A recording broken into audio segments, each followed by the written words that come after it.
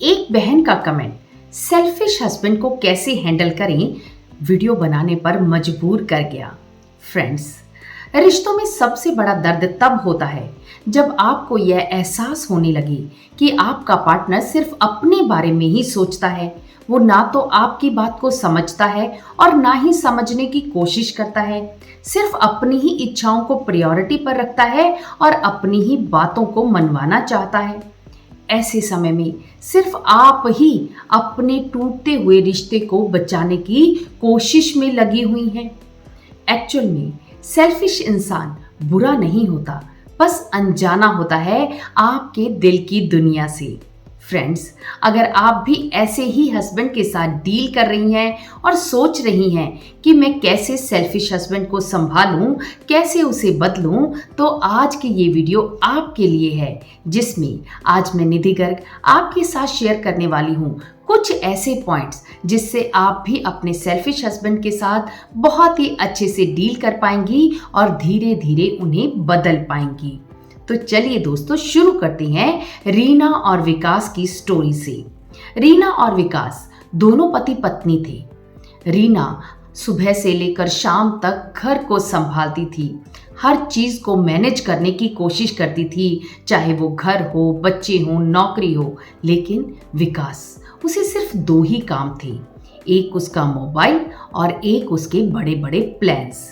वो कभी भी रीना की तरफ ना तो ध्यान देता था और ना ही उसको कभी भी किसी बात के लिए पूछता था। रीना जब भी उसे किसी बात के लिए कहती तो वो अक्सर उसे पलटकर जवाब देता कि मैंने तुम्हें ये करने के लिए नहीं कहा, ये तो तुम्हारी अपनी मर्जी है।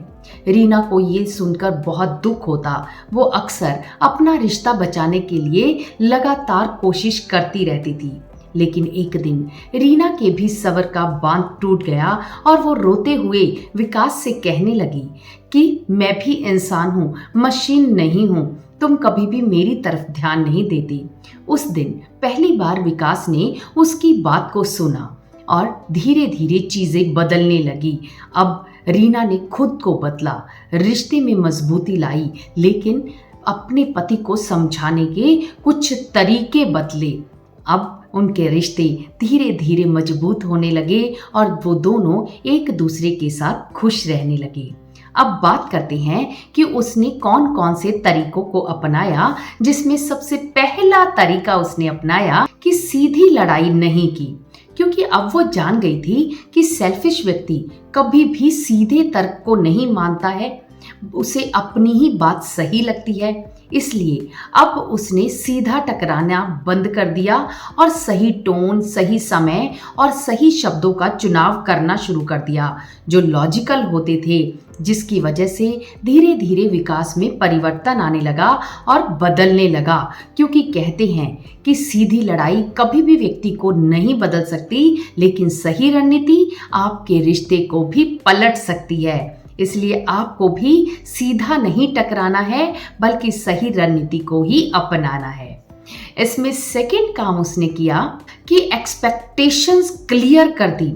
उसके मन में जो भी बात होती थी वो क्लियरली उसे बताना शुरू कर दिया। कई बार महिलाएं अपने मन की बात अपने पार्टनर के सामने शो ही नहीं करती हैं। उन्हें लगता है कि हमारा पार्टनर खुद ब खुद समझ जाएगा। लेकिन अगर आप अपने सेल्फिश हस्बैंड के साथ डील करना चाहती हैं तो आपको उन्हें क्लियरली बताना होगा कि इस समय मुझे आपकी हेल्प चाहिए, मुझे इस काम में ज़रूरत है और कौन सी ज़रूरत है। अगर कोई बात आपको बुरी लगती है तो आप उसे लेकर कैसा फील कर रहे हैं, वो सारी बातें आपको उनको बतानी होगी, शब्दों से बतानी होगी, इशारों से नहीं। जब आप अपनी एक्सपेक्टेशन क्लियर रखते हैं तो आपका पार्टनर धीरे धीरे आपको समझने लगता है और आप दोनों के बीच में रिश्ते लगातार मजबूत होते रहते हैं। इसमें थर्ड काम आपको करना है कि उनके सेल्फिशनेस की रूट को समझना है। कई बार हस्बैंड इसलिए सेल्फिश लगते हैं क्योंकि कई बार उन्हें बचपन में केयर नहीं मिली होती। कई बार वो इमोशनली तौर पर इमैच्योर होते हैं। उन्हें लगता है कि मुझे ही समझा जाए। अगर आप उनकी बातों को समझ जाती हैं या तो फिर महसूस कर लेती हैं कि कहीं वो किसी स्ट्रेस को फेस तो नहीं कर रही हैं जिसकी वजह से वो खुद को ही प्रायोरिटी दे रही हैं। जिस दिन आप अपने हस्बैंड की सेल्फिशनेस के रीज़न को समझ जाती हैं, उसकी जड़ को समझ जाती हैं, उस दिन आपको अपने पति के साथ डील करने का तरीका खुद ब खुद बदल जाता है। जब आप उनके स्ट्रेस को, उनके इमोशन केयर को धीरे धीरे समझना शुरू कर देते हैं, तो धीरे धीरे आपके पति भी आपके साथ बदलना शुरू कर देते हैं। वो आपके साथ बहुत ही अच्छा व्यवहार करने लगते हैं, आपके साथ हर काम में हेल्प करना शुरू कर देते हैं। इसलिए उनकी रूट को समझिए और उस पर काम कीजिए, क्योंकि कहते हैं कि जब हम जड़ों पर काम करते हैं तो फल अपने आप ही अच्छे आना शुरू हो जाते हैं। इसलिए उनकी रूट पर वर्क कीजिए और अपने रिश्ते को मजबूत बनाइए। इसमें फोर्थ काम आपको करना है कि सही समय चुनकर बात करनी है। एक सेल्फिश हस्बैंड तब आपकी बात को सुनता है जब उसका मूड न्यूट्रल होता है, उसके हाथ में मोबाइल नहीं होता है, वो किसी भी तरह से एग्जॉस्टेड फील नहीं कर रहा होता, यानी वो नॉर्मल बिहेव कर रहा होता है। उस समय अगर आप उनके साथ अपने दिल की बात करते हैं तो आपको बहुत ही अच्छा रिजल्ट मिलता है। लेकिन अगर आप गलत समय पर बात करेंगे तो आपको गलत रिजल्ट ही मिलेगा। इसलिए जब भी अपने पार्टनर के साथ बात करनी है तो उस समय आपका समय का चुनाव बहुत ही अच्छे तरीके से होना चाहिए। तभी आप अपने पार्टनर के साथ बहुत अच्छे से बात कर पाएंगी, अपने दिल की बात उनके सामने रख पाएंगी और अपने रिश्ते को मजबूत कर पाएंगी। इसमें फिफ्थ काम आपको करना है कि कभी भी अपने पार्टनर को तुम हमेशा ही ऐसा करते हो या तुम कभी भी ऐसा नहीं करते हो, यानी उनके ऊपर सीधा अटैक नहीं करना है। जब आप इन शब्दों का प्रयोग करते हैं तो अक्सर हस्बैंड डिफेंसिव मोड पर चले जाते हैं। वो आपके साथ तर्क करना शुरू कर देते हैं, धीरे धीरे आपके बीच में बहस होती है और फिर झगड़ा हो जाता है।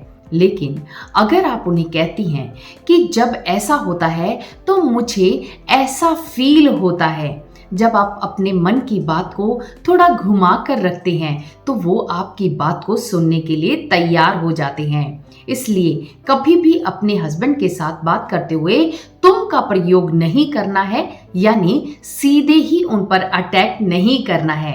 जब आप इस विधि को अपनाएंगी तो आपको बहुत ही अच्छा रिजल्ट मिलेगा। इसमें नेक्स्ट और वेरी इंपॉर्टेंट बात आती है कि पॉजिटिव शब्दों की ताकत का इस्तेमाल करना है। यानी अगर आपके पति आपके लिए थोड़ी सी भी मदद करते हैं, आपको किसी भी काम में हेल्प करते हैं, तो तुरंत से उन्हें शुक्रिया कीजिए। कहते हैं कि जब हम किसी भी व्यक्ति को शुक्रिया कहते हैं तो वो बार बार उस काम को करने में आपकी मदद करता है जिसमें उसे वैल्यू दी जाती है। जब आप अपने पार्टनर को छोटी छोटी हेल्प के लिए थैंक यू करते हैं तो वो बार बार आपकी हेल्प करना चाहते हैं, बार बार आपसे बात करना चाहते हैं और उन्हें महसूस होता है कि आपकी हेल्प करके उन्होंने बहुत अच्छा काम किया है। और इन शब्दों के द्वारा आप उन्हें धीरे धीरे अपने रिश्ते को मजबूत करने में लगा सकते हैं। इसमें नेक्स्ट बात आती है कि पॉजिटिव शब्दों का इस्तेमाल करें। जब भी आपका पार्टनर आपकी थोड़ी सी भी मदद करता है तो आप उसे शुक्रिया कीजिए, धन्यवाद दीजिए। उसे कहिए कि जब आप मेरी मदद करते हैं तो मुझे बहुत अच्छा लगता है।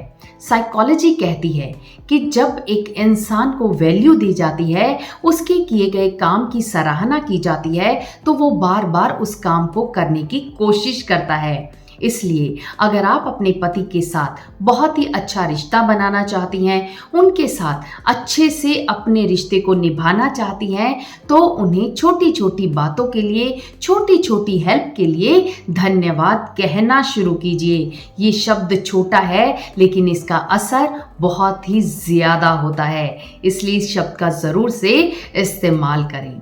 इसमें नेक्स्ट लास्ट और वेरी इंपॉर्टेंट बात आती है कि खुद को कभी भी जीरो मत कीजिए। सेल्फिश इंसान तब तक चालू रहता है जब तक आप अपने आप को खोती चली जाती हैं। इसलिए खुद को कभी भी जीरो मत कीजिए, खुद के लिए टाइम निकालिए, अपनी हॉबीज के लिए, अपनी लर्निंग के लिए, अपने दोस्तों के लिए, अपनी सेल्फ केयर के लिए। जब आप खुद पर फोकस करती हैं, खुद को बदलती हैं, तो सामने वाले व्यक्ति का भी रवैया बदल जाता है। कहते हैं कि जो लोग खुद को खो देते हैं वो धीरे धीरे रिश्तों को भी खो देते हैं। इसलिए खुद को नहीं खोना बल्कि धीरे धीरे अपने पति को बदलना है।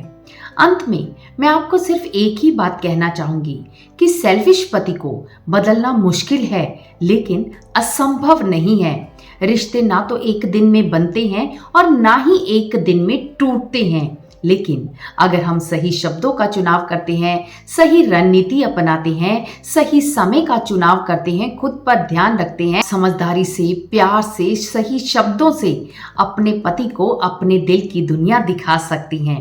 कहते हैं कि रिश्तों की जीत तब होती है जब दो लोग नहीं बल्कि दो दिल एक दूसरे को सुनना शुरू कर देते हैं। तो फ्रेंड्स, ये तो थी कुछ बातें जो मैंने आपके साथ शेयर की जिससे कि आप अपने सेल्फिश हस्बैंड को हैंडल कर सकती हैं। लेकिन फिर भी मैं आपको बताना चाहती हूँ कि अगर पति पत्नी के रिश्तों को निभाते हुए आपको कोई भी चैलेंज आ रहा है तो आप हमसे काउंसलिंग भी करवा सकते हैं। नीचे स्क्रीन पर एक नंबर दिया गया है, वहां पर मैसेज करके आप अपना व्हाट्सएप काउंसलिंग सेशन बुक करवा सकते हैं और हमारे साथ जुड़कर रिश्ते में एक नई दिशा ले सकते हैं। तो चलिए दोस्तों, आज की वीडियो को हम यहीं पर विराम करते हैं और जल्दी ही हम आपसे फिर से मिलेंगे। बाय।